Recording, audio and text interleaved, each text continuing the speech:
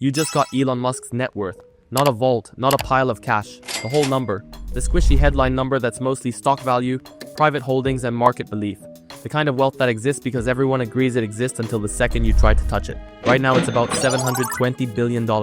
That's the rules of this hypothetical. You get a magic card that can spend the net worth target, but you still have to deal with the fact that net worth isn't liquid. It's a confidence meter with a price chart stapled to it. And you've got 24 hours to spend it all or you lose everything. This should be easy, right? First instinct is pure brokey brain. Hypercars. You roll into a showroom and start collecting exotic badges like Pokemon, Bugatti, Koenigsegg, Pagani, the kind of car that looks like it was designed by a 14-year-old who just discovered carbon fiber. You don't negotiate, you just point, and then you buy the dealership so you don't have to point anymore. It feels insane. It isn't. Here's the problem. Couple $1 million purchases don't matter when your target has 12 zeros. You can buy 100 million worth of rich person toys, and the bar doesn't even blink. So you crank the dial. Yachts. One with a helipad and another whose only job is to carry the first yacht's toys. Private jets too. You buy a Gulfstream like it's a hoodie, then 3 more because you don't want to ever wait for fuel. You buy islands, build runways, build villas, build a second villa just for your ego to do laps in. The visuals are ridiculous.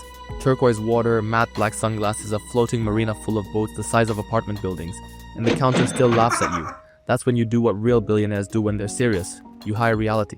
Lawyers, brokers, accountants, people who treat numbers like weapons. They nod like surgeons. You sign stacks of paper so thick they should come with a chiropractor, and then the least cinematic villain shows up. The bank. You try to wire 10 billion and suddenly you're not a god. You're a suspicious little gremlin in a fraud department flowchart. The phone rings. Bank. Hi, this is compliance. Can you explain the purpose of a 9-figure outgoing wire to Island Holdco Ltd? Yes, I'm speedrunning capitalism. We're going to need source of funds, beneficiary verification, and a callback from your relationship manager. I am the relationship. This call is being recorded. Here's the problem. Money that big doesn't move. Fast, it moves carefully, and careful is slow. So you go fine. Generate liquidity yourself. You start selling stock to fund the spree because that's what net worth actually is. Shares. You dump a chunky block and for about 30 seconds you feel clever. Then the world notices. Headlines blink like alarm lights. Billionaire dumps shares. Algorithms smell blood. The price dips. People panic sell because they think you know something they don't. And suddenly the number you're trying to spend shrinks while you're trying to spend it, like the finish line sprinting away from you. Oh shit. Twist 1. The target is moving mid-run because you're cracking the belief system that props it up. You didn't save money. You changed the difficulty. Now you need ways to vaporize cash without dumping the whole position and spooking the market harder. So you stop buying objects and start buying consequences. Contracts, obligations, prepayments. Things that leave your hands immediately. You call manufacturers and you don't ask for products, you ask for capacity. Batteries, chips, launch services, satellite buses, fiber, transformers, steel, concrete, the bones of civilization. You place deposits that look like typos. You reserve factory time like normal people reserve dinner tables. It works for a moment. The spending jumps. The clock still bites. Next move. Buy attention because ads can absorb money at the speed of a click. You tell a media buyer you want to buy the internet.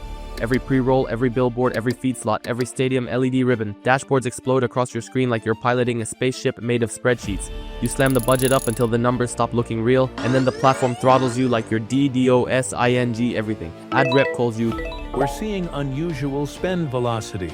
Yes, it's called having a goal. Your account is limited for safety.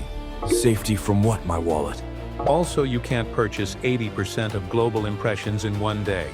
Here's the problem. Even attention has rate limits. So you just buy this 80% and put N word on every ad so everyone can feel offended. So you aim at the biggest money sponge that also creates hype, prizes. You throw absurd payouts at fusion, carbon capture, desalination, diagnostics, wildfire suppression, grid storage, the Olympics of science, but the medals are money. You fund research campuses and the data centers too. Run them. Rows of humming GPU racks, cold aisles breathing, cables like black vines. You pre-buy satellite launches to blanket the planet with bandwidth, tiny mirrors stacking into orbit. You commission factories like sculptures, battery plants, chip fabs, modular housing lines, a steel mill that looks like Mordor, and then twist 2 hits. The operational ceiling. Permits don't spawn instantly. Skilled labor doesn't teleport. Supply chains don't compress because you yelled at them. Export controls exist, antitrust exists, governments exist. Someone finally says the quiet part out loud. Lawyer says, You can't just lock up global transformer supply. Watch me. No, literally. Antitrust will eat you alive. government liaison. Also, some of these components require export licenses, It's hypothetical. so it's prison until it isn't. Here's the problem. The world is not an Amazon cart. At this scale, wealth isn't a superpower. It's a support ticket to reality. And unfortunately, Rates are limited. with the time of screaming, you reach for the only thing that reliably moves faster than construction crews. Legal commitments that are hard to undo. Escrow agreements so aggressive they sound like a threat. Non-refundable deposits, massive penalties, milestone payments wired into independent trustee-controlled accounts. If the project fails, the money doesn't come back. If you change your mind, you pay more. If you blink, you owe a termination fee that could fund a small country's infrastructure budget. You're not buying things anymore, you're buying obligations that force the future to happen without you. Conference rooms, pen scratching, bankers sweating, lawyers smiling like sharks in suits, escrow accounts filling like bathtubs. You still do some fun stuff because you're human. You buy an archipelago and rename it to Hoenn. Pokemon? No. Okay, so you paint a fleet of jets matte black like you're Batman. You buy a bat cave and maybe even some Iron Man house, and you gamble some money and you bail out baddies from jail while day drinking and spinning the roulette. The main game is boring and unstoppable. So commitments at scale. You fund microchip factoring plant not because they'll finish today, but because the money leaves today. You prepay for grid upgrades, underwrite cleaner cargo fleets, lock long-term purchase agreements for housing modules, hospital equipment, desalination plants, satellites, and the data centers to monitor all of it. Because monitoring is half the modern economy anyway. And you keep selling. Limited because you learned the lesson, dump too much stock on the target shrinks again. The last stretch is pure panic math. You need irreversible spending that doesn't care about delivery dates. So you stack escrow, penalties, and non-refundable deposits like Lego bricks. You set up a procurement trust that auto-funds vetted infrastructure until the balance hits zero. You pay for years of operations up front, because operations is where money quietly disappears forever. You write checks for staffing pipelines, training programs, scholarships, relocation packages, because the bottleneck wasn't just materials, it was humans. Here's the problem. You can't staff a 1,000,000-person build without building the 1,000,000 people who know how to do it. With minutes feeling heavier, you do the most anticlimactic thing possible. You pay to make your own spending irreversible. You sign final contracts where the break fees alone could buy a skyline. You dump the remaining money into escrow buckets that immediately disperse across hundreds of projects, and you add clauses that punish you for trying to undo anything. You are basically handcuffing your future self to your present self's insanity.